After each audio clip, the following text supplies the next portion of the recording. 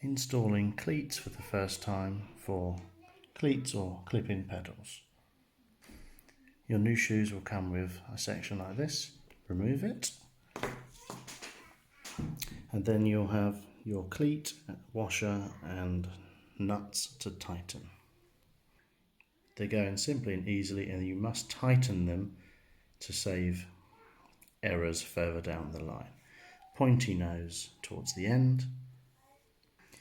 Some adjustment in the future may be needed to suit riders' needs. Here are some basic instructions. You can pause it. The pedal will look like that after you've successfully installed it. This is the contents of the box. This is what I'm particularly using at the minute. You can now clip in like that, and that is clipped in. And to remove, you twist your heel out and away it comes.